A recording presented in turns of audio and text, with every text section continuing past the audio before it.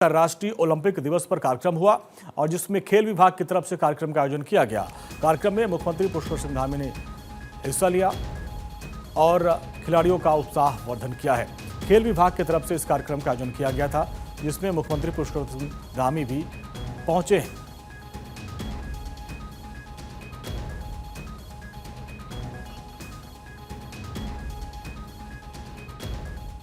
के ओलंपियन का मैदान सभी में एक बात समान है, समर्पण और साधना।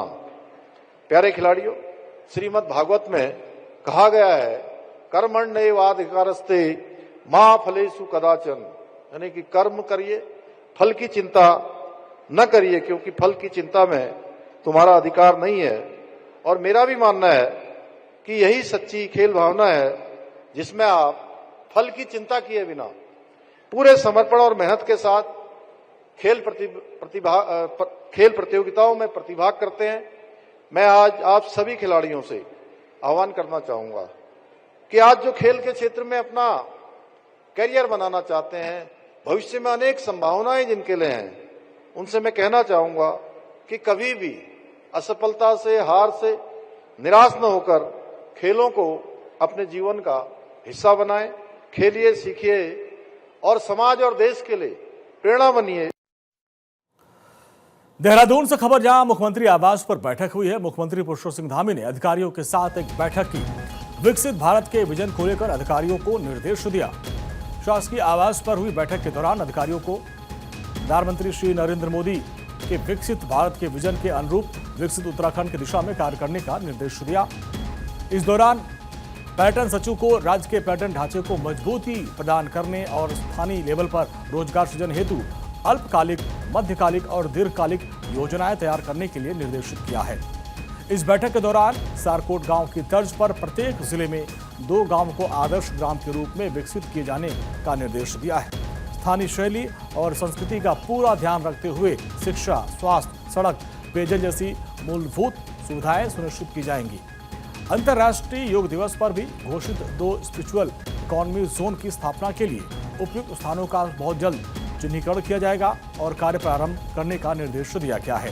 साथ ही एडवेंचर टूरिज्म को और अधिक बढ़ावा देने के लिए डेस्टिनेशन विकसित करने का निर्देश दिया गया, जिसमें क्षेत्रीय युवाओं को स्थानीय लेवल पर बेहतर अवसर मिल पाए। उन्होंने लिखा कि आदरणीय प्रधानमंत्री जी के नेतृत्व में डबल इंजन की सरकार के प्रयासों से उत्तराखंड में होम स्टे मॉडल प्रभावी रूप से काम कर रहा है। उत्तराखंड में धार्मिक, साहसिक और ग्रामीण पर्यटन से सामंजस्य से उत्तराखंड को एक आदर्श पर्यटन राज्य के रूप में विकसित करने की दिशा में हमारी सरकार निरंतर काम कर रही है। और उत्तराखंड से बड़ी खबर, त्रिस्तरीय पंचायत चुनाव पर रोक लगा दी गई है। नैनीताल हाईकोर्ट ने फिलहाल पंचायत चुनाव पर रोक लगा दी है। हाईकोर्ट का फैसला, उसका अध्ययन करेंगे। चुनाव आयोग की तरफ से भी इस पर प्रतिक्रिया आ गई। चुनाव आयोग की तरफ से कहा गया कि हाईकोर्ट ने जो फैसला दिया है, हम उस फैसले का पहले अध्ययन करेंगे, इसके बाद उस पर कोई टिप्पणी की जाएगी। फैसले के अध्ययन के बाद ही आगे की भूमिका तय की जाएगी। ठीक है, ये हमें भी कुछ सूत्रों से ज्ञात हुआ है, लेकिन हमारे अधिवक्ता वहाँ न्यायालय में हैं, क्योंकि इसमें आयोग सीधे तौर पर पार्टी नहीं था, तो उनसे हमने कहा है कि भी आदेश की एक प्रति प्राप्त कर लें और आदेश की प्रति प्राप्त होने के बाद ही आगे विधिक राय लेकर जो भी कार्रवाई होगी वो की जाएगी।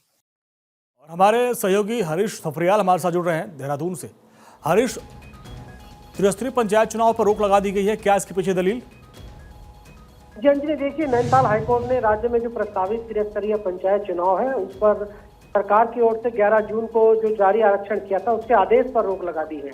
तो इस पूरे मामले पर सरकार ने अपने आदेश में कहा था कि अब तक के जो पंचायत चुनाव में पहले जो लागू आरक्षण था, उसको शून्य मानते हुए इस वर्ष से प्रथम आरक्षण लागू माना जाएगा।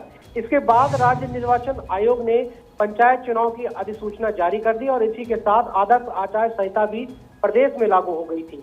सरकार के इस निर्णय को चुनौती देने वाली याचिकाओं पर मुख्य न्यायाधीश जी नरेंद्र और जस्टिस आलोक मेहरा की खंडपीठ के समक्ष जो है सुनवाई हुई। इससे पहले हाईकोर्ट ने पिछली सुनवाई में सरकार से संबंधित जो नियमावली थी, उसको 11 जून को जारी आदेश पर जवाब मांगा था। सरकार से जवाब से संतुष्ट न होने के चलते हाईकोर्ट ने चुनाव पर रोक लगा दी है। हाईकोर्ट के इस निर्णय से फिलहाल राज्य में पंचायत चुनाव पर ब्रेक लग गया है। और सबसे महत्वपूर्ण जानकारी है कि जो बागेश्वर के रहने वाले हैं गणेश दत्त कांडपाल जी। और उनके साथियों ने हाईकोर्ट में याचिका दायर की है। इनमें कहा गया है कि सरकार ने बीते 9 जून को एक आदेश जारी कर पंचायत चुनाव के लिए नियमावली बनाई थी। इसके बाद 11 जून को आदेश जारी कर अब तक पंचायत चुनाव के जो लागू आरक्षण रोटेशन है उसको शून्य घोषित करते हुए इस वर्ष से नया रोटेशन लागू करने का निर्णय लिया है।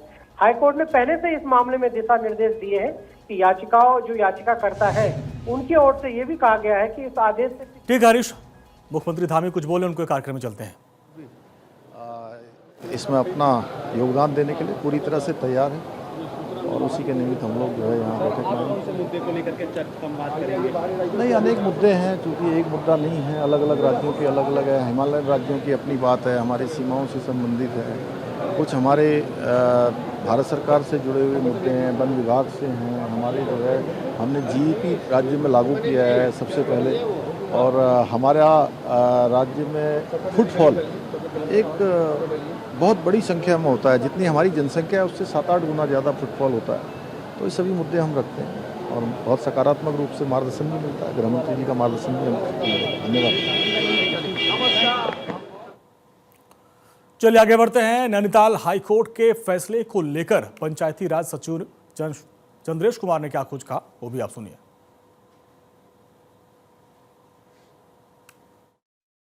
के संबंध में इसके गजट नोटिफिकेशन न होने के कारण इस पर एक स्टे प्रदान किया गया है, जैसा कि हमारे महाधिवक्ता श्री बाबुलकर जी के द्वारा मुझे टेलीफोन पर बताया गया है।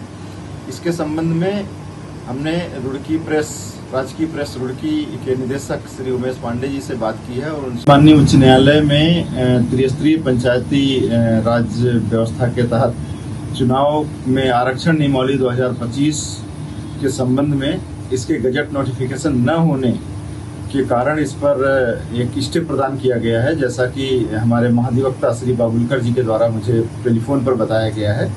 इसके संबंध में हमने राजकीय प्रेस रुड़की के निदेशक श्री उमेश पांडे जी से बात की है और उनको से अनुरोध किया है कि आज ही हमें इसकी एक प्रति शासन को उपलब्ध करा दें, जो गजट नोटिफिकेशन की एक प्रति उपलब्ध करा दें, ताकि इसको अगले दिन कल माननीय न्यायालय में इसको प्रस्तुत करके स्टे वैकेट कराने की कार्रवाई की जा सके।